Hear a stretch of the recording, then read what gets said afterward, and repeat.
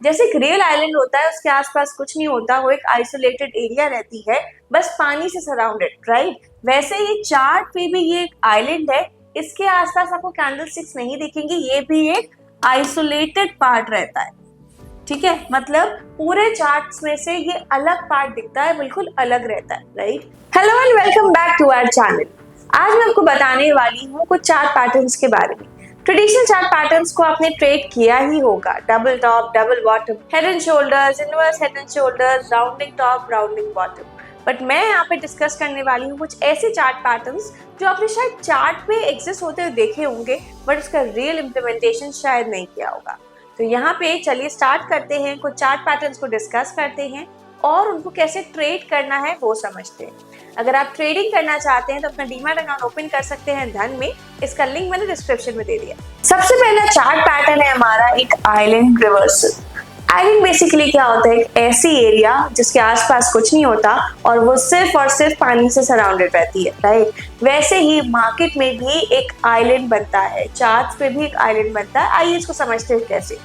यहाँ पे आप देख रहे हैं मार्केट अच्छा खासा रैली दे रहा था, एक गैप अप ओपनिंग हुई और उसके आसपास 2-3 कैंडल स्टिक्स बनी है, फिर मार्केट ने गैप डाउन ओपनिंग दी, ठीक है। जैसे एक रियल आइलैंड होता है, उसके आसपास कुछ नहीं होता, वो एक आइसोलेटेड एरिया रहती है, बस पानी से सराउंडेड, राइट। वैसे ही चार्ट पे भी ये एक आइलैंड है, इसके आसपास आपको कैंडल स्टिक्स नहीं दिखेंगे, ये भी एक आइसोलेटेड पार्ट रहता है, ठीक है। मतलब पूरे चार्ट्स में से ये अलग पार्ट दिखता है, बिल्कुल अलग रहता है, राइट। इसके पीछे की थ्योरी क्या है कि मार्केट एक अच्छा खासा रैली देता है, या फिर अपसाइड की तरफ या डाउन साइड की तरफ, ठीक है।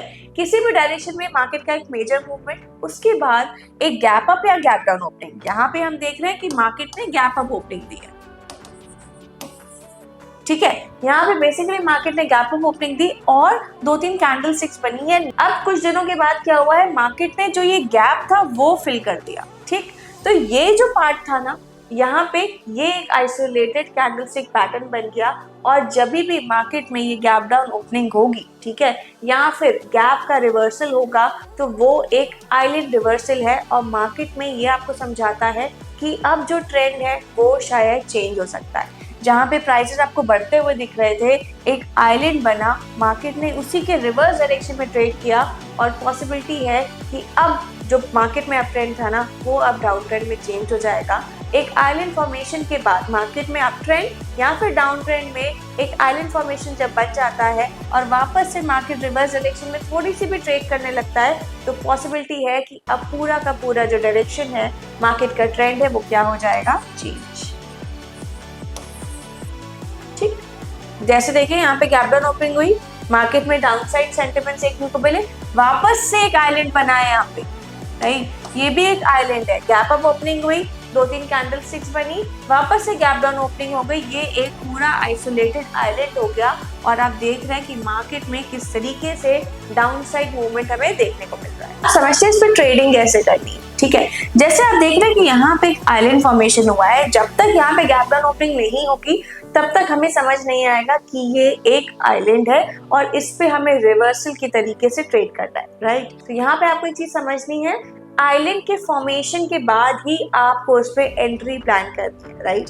तो जैसे आपने देखा कि मार्केट में ये गैप डाउन ओपनिंग हुई, ठीक है, एक रिवर्सल आया, ठीक। तो यहाँ पे आप डेली चार्ट पे या फिर आर्ली चार्ट पे अपनी एंट्री प्लान कर सकते हैं, ठीक। आप मूविंग एवरेजेस यूज कर सकते हैं या फिर RSI का इंडिकेटर यूज कर सकते हैं या फिर MACD इंडिकेटर यूज कर सकते हैं, जो भी आपकी स्ट्रैटेजी के बेसिस पे आपको कन्वीनियंट लगता हो। मैं यूज करती हूँ मूविंग एवरेजेस का इंडिकेटर और RSI का इंडिकेटर इस आइलैंड रिवर्सल स्ट्रैटेजी के साथ, ठीक है। तो जैसे आप देखते हैं कि मार्केट में ये एक आइलैंड बनता है और ये कंप्लीट होता है, इसका रिवर्सल आना स्टार्ट होता है, ठीक है। तो स्मॉलर टाइम फ्रेम में क्या करना है, आपको स्मॉलर टाइम फ्रेम में इसकी एंट्री प्लान करनी है। स्टॉप लॉस इसके हाई के ऊपर, राइट। और इसमें आपको 1:2 का टारगेट मिनिमम रख के चलना, ठीक। क्योंकि मार्केट में जब भी रिवर्सल आएगा तो आपको एक अच्छी possibility towards a reverse side मिल सकती है। तो यहाँ पे एक स्ट्रिक्ट एसएल रखें इस आइलैंड के हाई के ऊपर, ठीक है, कुछ points above the high of it, और आपको ट्रेड करना है। अगर ये डेली चार्ट पे बन रहा है तो उसको आर्ली चार्ट में स्मॉलर टाइम फ्रेम में अपनी एंट्री प्लान करके उसको 1:2 रिस्क रिवॉर्ड के बेसिस पे ट्रेड करना है, अब नेक्स्ट पैटर्न है हमारा bump and run pattern. Charts पे जब भी प्राइसेस एक ट्रेंड को फॉलो करते करते एक स्ट्रॉन्ग मूवमेंट देने लगते हैं, एक स्टीप मूवमेंट देने लगते हैं, उसके बाद मार्केट क्या होता है, गिर जाता है। ठीक, मार्केट बहुत तेजी से भागने के बाद जब थक कर गिरने लगता है तो उसे हम कहते हैं बम्प एंड रन मूवमेंट। ठीक है, तो यहाँ पे बेसिकली क्या हो रहा है, मार्केट को एक ट्रेंड में होना बहुत ज्यादा जरूरी है। भले ही अप ट्रेंड हो, यहाँ पे डाउन ट्रेंड, ये दोनों केसेस में ये पैटर्न वर्क करता है, राइट। तो यहाँ पे आपको देख रहा है मार्केट एक स्ट्रॉन्ग बुलिश अप ट्रेंड में है। ठीक, मार्केट हायर हाई बना रहा है और सडनली आप देख रहे हैं कि एक स्टीप मूवमेंट आ रहा है। ठीक, मतलब एक एब्रप्ट मूवमेंट, डिमांड बढ़ती गई, प्राइसेस बढ़ते गए और एक सडन मूवमेंट टुवर्ड्स अपसाइड आपने देखा। ठीक, तो ये अप मूव बहुत ही ज्यादा स्ट्रॉन्ग अप मूव है, यहाँ पे वॉल्यूम बहुत ज्यादा हाई रहती है, राइट। तो यहाँ पे आप देख रहे हैं कि ये बेसिक हमारा बम्प है। अब मार्केट जब भी बहुत तेजी से बढ़ने के बाद जब थक कर गिरने लगता है तो उसे हम कहते हैं bump and run chart pattern. ठीक, तो यहाँ पे मार्केट जब गिरा, वापस से बढ़ने की कोशिश कर रहा था, बट यहाँ पे मार्केट ने अपने प्रीवियस हाई को ब्रेक नहीं किया, राइट। प्रीवियस हाई पे ब्रेक नहीं किया तो ये सिग्नल है कि कहीं ना कहीं मार्केट में वीकनेस आ गई। ठीक, अब आपको क्या करना है, आपको एंट्री कैसे प्लान करनी है। जब भी मार्केट में ये ट्रेंड लाइन का ब्रेकडाउन आएगा, आप अपनी एंट्री प्लान करोगे, राइट। तो यहाँ पे जैसे ही ब्रेकडाउन आया है, आपने देखा कि मार्केट में बहुत अच्छा मूवमेंट टुवर्ड्स द डाउनसाइड देखने को मिला है। इस ट्रेंड लाइन के ब्रेकडाउन पे आपको अपनी एंट्री प्लान करनी है, स्टॉप लॉस रखना है फर्स्ट स्विंग हाई का। ठीक है, और उसके बाद मार्केट में आपको एक ट्रेलिंग स्टॉप लॉस के साथ ट्रेड करना है। ये स्ट्रैटेजी आप यूज करेंगे आर्ली चार्ट पे। ठीक है, और आप इसका एग्जीक्यूशन कर सकते हैं 30 मिनट्स या फिर 15 मिनट्स के टाइम फ्रेम पे। तो अर्ली चार्ट पे पैटर्न सिग्नल बनना चाहिए और एंट्री प्लान कब करनी है, स्मॉलर टाइम फ्रेम में 30 मिनट्स या फिर 15 मिनट्स। अब नेक्स्ट चार्ट पैटर्न है हमारा टावर टॉप पैटर्न और इसका स्ट्रक्चर बिल्कुल एक सिमिलर टावर की तरह है। आइए देखते हैं कैसे। यहाँ पे एक स्ट्रॉन्ग अप मूव मिला, राइट। मार्केट एक स्ट्रॉन्ग बुलिश मोमेंटम के साथ ट्रेड कर रहा था, एक स्ट्रॉन्ग बड़ी सी कैंडल। उसके बाद मार्केट क्या हुआ, मार्केट अब साइडवेज ट्रेंड पे चला गया, राइट। साइडवेज ट्रेंड पे जाने के बाद मार्केट के जो भी गेन्स है वो यहाँ पे वाइप आउट हो गए। तो अगर हम इस चार्ट पैटर्न के स्ट्रक्चर की बात करें तो ये बिल्कुल एक टावर की तरह है, राइट। तो यहाँ पे मार्केट में रिवर्सल का साइन मिलता है। तो फर्स्ट क्राइटेरिया एक स्ट्रॉन्ग बुलिश अप मूव, उसके बाद मार्केट साइडवेज ट्रेंड को फॉलो कर रहा है। साइडवेज ट्रेंड को फॉलो करने के बाद मार्केट का ट्रेंड क्या हो गया, चेंज हो गया। मार्केट में जो भी गेन्स है यहाँ पे वो यहाँ पे वाइप आउट हो गए, मतलब मार्केट में एक स्ट्रॉन्ग बेयरिश कैंडल मिल रही है, राइट। अब आपको इसकी एंट्री कैसे प्लान करनी है, आपको इसकी एंट्री प्लान करनी है इसके ब्रेकआउट पे। ठीक, मार्केट के पीक पे या टॉप पे बन सकते हैं या फिर रेजिस्टेंस पे भी आप देख सकते हैं इसको। तो जब भी ये पैटर्न बनेगा आप अपनी शॉर्ट पोजीशन के लिए एंट्री प्लान करके चल सकते हैं, राइट। तो एंट्री प्लान कैसे करनी है, इसके नीचे आपको एक सेल पोजीशन क्रिएट करनी है।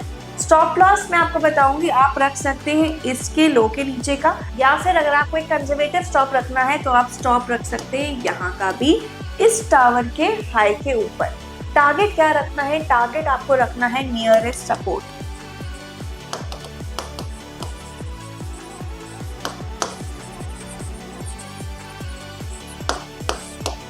ठीक है, यहाँ पे हम फिक्स रिस्क रिवॉर्ड के रेशियो पे बेसिस पे काम नहीं करेंगे, यहाँ पे हम काम करेंगे नियरेस्ट सपोर्ट तक के लिए।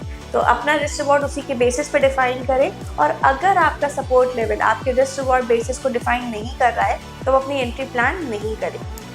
अब नेक्स्ट में समझते हैं कि कैसे टावर बॉटम पैटर्न पे आप ट्रेड करके चल सकते हैं, जो कि मार्केट की डाउन ट्रेंड बनेगा तो पॉसिबिलिटी है कि एक अप मूव मिल सकता है। टावर टॉप पैटर्न मार्केट में बेसिकली एक अप ट्रेंड में बनता था और अप ट्रेंड में बनने के बाद मार्केट में डाउन साइड रिवर्सल का साइन मिलता था। वही ये टावर बॉटम पैटर्न बनता है मार्केट के डाउन ट्रेंड में, या फिर ये बन सकता है सपोर्ट पे,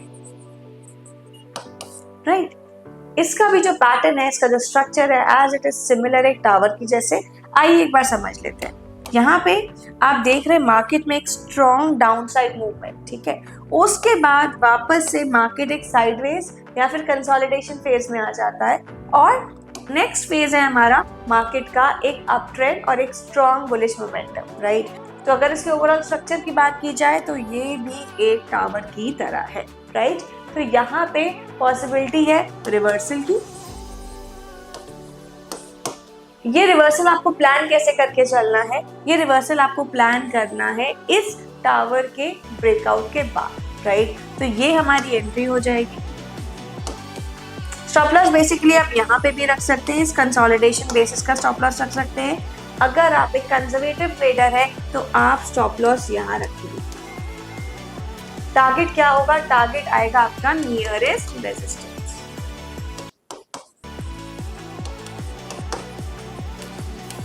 बहुत सिंपल स्ट्रक्चर है, बस इसको सही तरीके से देखना है, समझना है और राइट टाइम पे अपनी राइट एंट्री को प्लान करके चलना है। अगर आप ट्रेडिंग सीखना चाहते हैं तो आप ज्वाइन कर सकते हैं हमारा course basics of stock market और एडवांस टेक्निकल एनालिसिस। इसका लिंक मैंने डिस्क्रिप्शन में दे दिया है। नेक्स्ट वीडियो में मिलेंगे कुछ और एक्साइटिंग टॉपिक्स के साथ, मार्केट की और नॉलेज गेन करेंगे और मार्केट में ट्रेडिंग कैसे बेहतर बनानी है वो समझेंगे। तो बने रहिए हमारे चैनल के साथ।